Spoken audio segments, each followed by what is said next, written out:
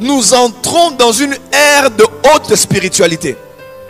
Si tu es chrétien seulement avec la connaissance de la Bible, la connaissance de l'Église, je parle des connaissances élémentaires, tu ne peux pas influencer et dominer dans cette décennie.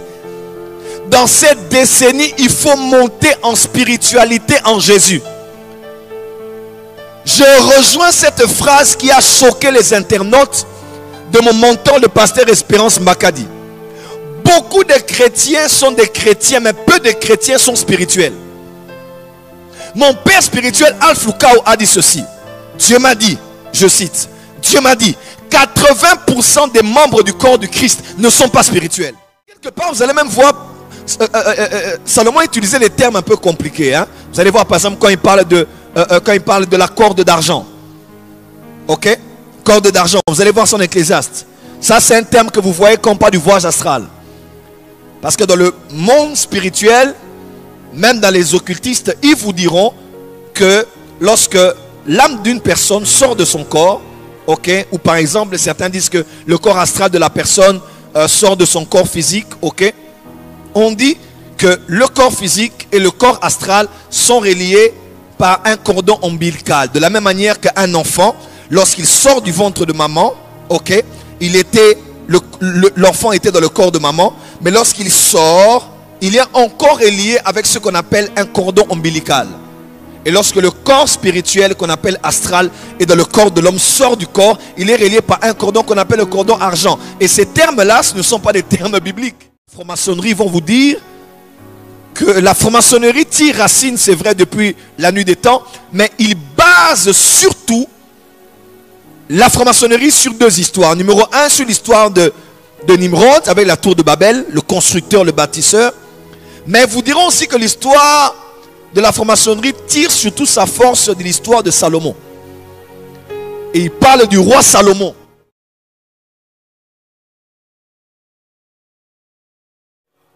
On peut commencer? Alors, dans Ecclésiaste 3, verset 11, déjà vous devez savoir que Salomon, qui a écrit l'Ecclésiaste, il a écrit Ecclésiaste, il a écrit le livre des Proverbes, il a aussi écrit le livre des Cantiques. Pour certains qui ont la Bible de Jérusalem, vous diront, il a même écrit le livre de sagesse, Siracide et les autres. Alors, vous devez savoir, enfants de Dieu, que Ecclésiaste a été écrit comme un livre de conclusion. Le livre d'Ecclésiaste est le livre de quelqu'un qui a tout connu et qui a tout fait. Il a goûté au plaisir de la chair. Il a aussi goûté au plaisir du pouvoir, l'orgueil de ce monde. Il a goûté à toute forme de plaisir sur la terre, mais aussi, c'est quelqu'un qui a épousé beaucoup de femmes, qui était en contact sexuellement et de manière sanguine avec beaucoup de femmes. Des femmes qui étaient d'origine païenne, des fois même occultes, diaboliques.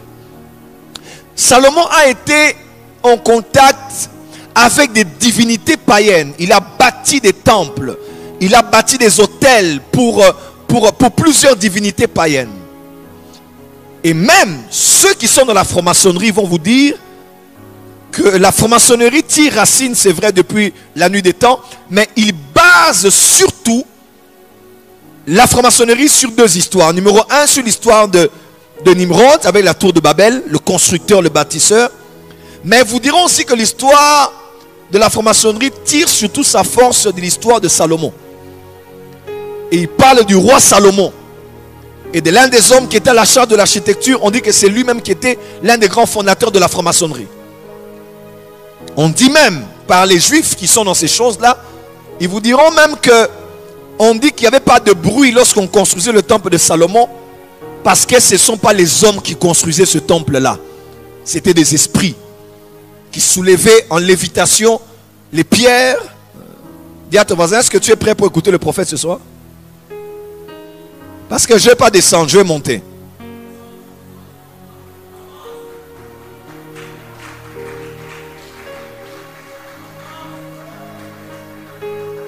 Est-ce que je peux monter?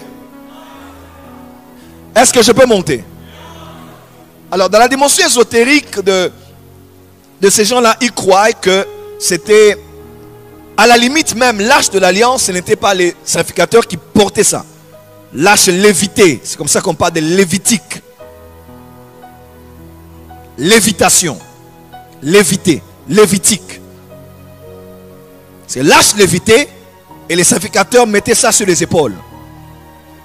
Bref, chez les Juifs, il y a beaucoup de choses comme ça, comme j'ai dit, ésotériques, auxquelles ils croient. Et beaucoup de pasteurs, sans discernement, prennent ça pour dire révélation. Et quand quelqu'un sort ça, on dit ah, il a des révélations.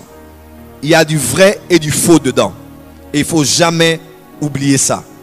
Quelqu'un peut dire avance prophète. Je parlais de quoi? De Salomon. Et Salomon est quelqu'un qui a connu le monde occulte. Il a pratiqué les sciences occultes. Il a connu la magie. Il a goûté à toute forme de magie. Et ça, c'est même les Juifs peuvent vous le dire.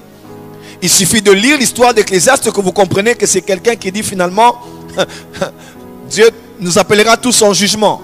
Vanité des vanités, tout est vanité. Il parle de la sagesse. Il parle de la vie. Il parle de la femme. À la fin, il parle de Dieu, de la crainte de Dieu. Et il montre combien ces choses peuvent emmener à la perdition. Mais quelque part, vous allez même voir, Salomon utilisait des termes un peu compliqués. Hein? Vous allez voir, par exemple, quand il parle de la corde d'argent. Ok? Corde d'argent. Vous allez voir son Ecclésiaste. Ça, c'est un terme que vous voyez quand on parle du voyage astral. Parce que dans le monde spirituel, même dans les occultistes, ils vous diront que lorsque l'âme d'une personne sort de son corps, ok, ou par exemple certains disent que le corps astral de la personne sort de son corps physique, ok, on dit que le corps physique et le corps astral sont reliés par un cordon ombilical. De la même manière qu'un enfant, lorsqu'il sort du ventre de maman, ok, l'enfant était dans le corps de maman, mais lorsqu'il sort, il est encore relié avec ce qu'on appelle un cordon ombilical. Et lorsque le corps spirituel qu'on appelle astral est dans le corps de l'homme sort du corps, il est relié par un cordon qu'on appelle le cordon argent. Et ces termes-là, ce ne sont pas des termes bibliques, mais c'est de la Bible. C'est des termes qu'utilisent souvent les occultistes. Et ceux qui travaillent dans ces choses-là. Écoutez-moi très bien, enfants de Dieu. Écoutez-moi très très bien. Donc celui qui parle, c'est Salomon. Écoutez Salomon. Il dit dans Ecclésiaste 3, verset 11, il dit Dieu fait chaque chose bonne en son temps. Et il dit, il a mis dans le cœur de l'homme la pensée de l'éternité. Donc dans le cœur de chaque être humain, Dieu a mis la pensée de l'éternité. La pensée de l'éternité. Dis avec moi, Dieu a placé en moi et dans chaque être humain la pensée de l'éternité. Le live, ça va? On a un souci?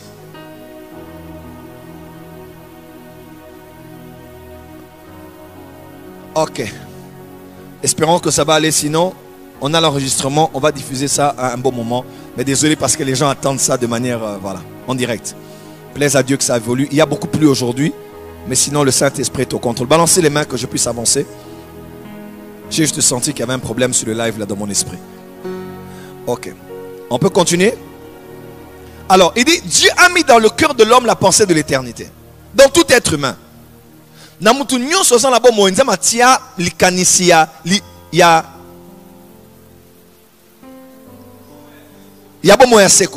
fait, dans le cœur de chaque homme, Dieu a mis la pensée de l'éternité. Et éternité, en hébreu, veut dire olam, olam. Et olam veut dire l'éternité. Alors, l'éternité veut dire beaucoup de choses. L'éternité, ce n'est pas seulement la vie éternelle du futur. L'éternité, par définition, c'est l'espace dans lequel il n'y a pas de temps. C'est le monde dans lequel il n'y a pas de temps. Il n'y a pas de passé, il n'y a pas de présent, il n'y a pas de futur. Et vous devez savoir que l'éternité n'est pas qu'au ciel.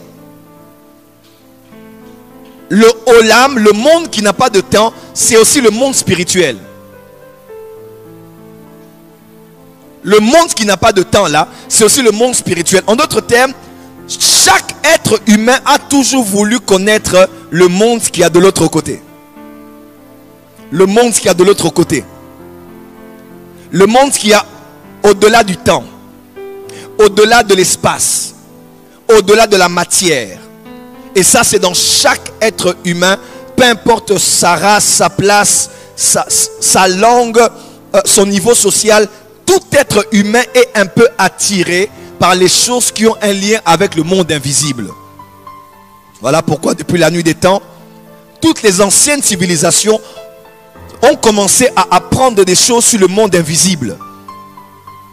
Et les Juifs disent, écoutez bien l'introduction, les Juifs disent que dans Genèse chapitre 6, les anges qui étaient descendus de cieux là étaient à 200. Je vous épargne des noms de ces anges, c'est dans le livre d'Enoch. Je me permets de le citer parce que la Bible cite aussi le livre d'Enoch. Dans Jude, on dit, Enoch a prophétisé que le Seigneur revenait avec des myriades d'anges. Il citait le livre d'Enoch, même Pierre, 2 Pierre, lorsqu'il parle du Tartare, des anges qui sont retenus dans les régions inférieures. Il cite le livre d'Enoch. Donc, Jude, qui était frère biologique de Jésus, qui était prophète, acte 15, verset 32, c'était un prophète juif, il connaissait le livre d'Enoch. Pierre aussi connaissait le livre d'Enoch. Donc, ils disent qu'il y avait 200 anges qui étaient descendus, qui ont connu les filles des hommes, c'est vrai, mais ces anges-là ont commencé à enseigner aux êtres humains des choses. Notamment, ils ont enseigné l'astrologie, ils ont enseigné l'art d'écrire sur des papiers, ils ont enseigné comment faire des armes de guerre, ils ont enseigné sur l'art des make-up, ok? Oui, oui. Ce que Jézabel pratiquait, les make-up. Et je n'ai pas à juger les femmes ici, hein.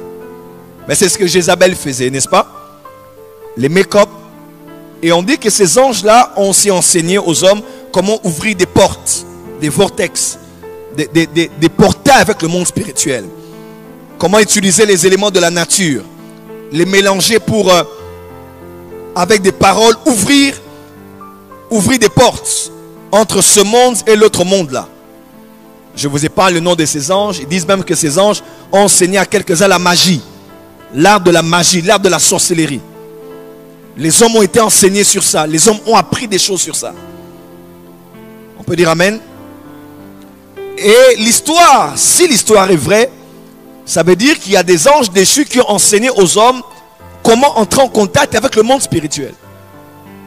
Et jusqu'aujourd'hui, que tu sois un Européen, un Africain, un Américain de souche, un Amérindien, un Asiatique, vous allez voir dans toutes les cultures, dans nos villages, il y a toujours les ancêtres, c'est-à-dire ceux qui ont vécu avant nous, qui ont eu des connaissances sur le monde spirituel, sur l'âme, sur l'au-delà, sur le contact avec les esprits, sur les présages du monde physique qui annoncent quelque chose qui va arriver, en bien ou en mal. Dans le monde entier aujourd'hui, si vous regardez bien l'histoire, vous allez voir que l'homme, par le souci de connaître le monde spirituel, a toujours désiré connaître ce qu'il y a de l'autre côté. Et à cause de ça, le monde dans lequel on est aujourd'hui, enfants de Dieu, en cette nouvelle décennie 2020-2030, je vous disais ça au début de l'année, nous sommes en train d'entrer dans une ère de haute spiritualité. Nous entrons dans une ère de haute spiritualité. Si tu es chrétien seulement avec la connaissance de la Bible, la connaissance de l'Église, je parle des connaissances élémentaires, tu ne peux pas influencer et dominer dans cette décennie. Dans cette décennie, il faut monter en spiritualité en Jésus. Je rejoins cette phrase qui a choqué les internautes de mon mentor, le pasteur Espérance Makadi. Beaucoup de chrétiens sont des chrétiens, mais peu de chrétiens sont spirituels. Mon père spirituel, Alf Lukao, a dit ceci. Dieu m'a dit, je cite, Dieu m'a dit, 80% des membres du corps du Christ ne sont pas spirituels. Ils ne connaissent pas le monde spirituel. Beaucoup de chrétiens savent ce qui se passe physiquement. Beaucoup de chrétiens savent ce qu'il faut faire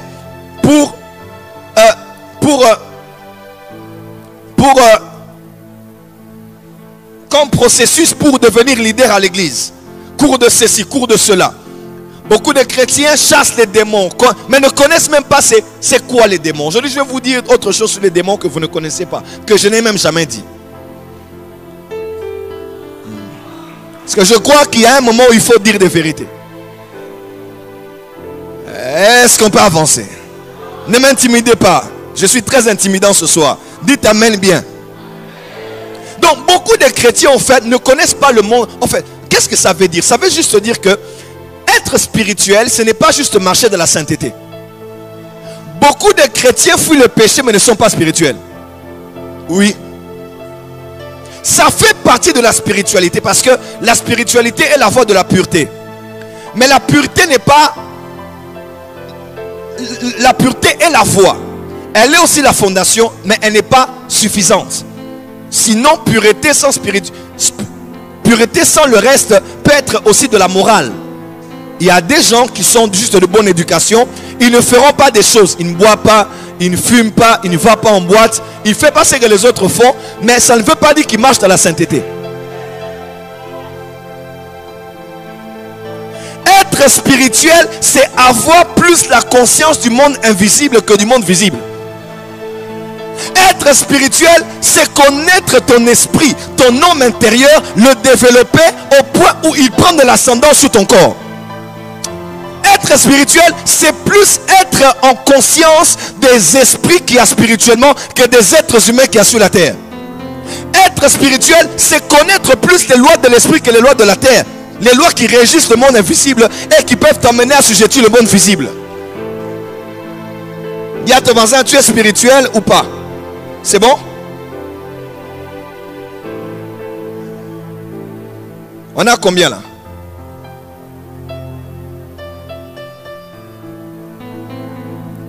Quand je demande, ce n'est pas juste pour le record. Je suis en train de chercher quelque chose dans mon esprit. Dis à ton voisin, deviens spirituel. Change de voisin, il devient spirituel. Regarde bien ton voisin, il devient spirituel. Dis à ton voisin, deviens spirituel. Non, lève-toi un peu là où tu es. Dis à ton voisin, à partir de ce soir, deviens spirituel.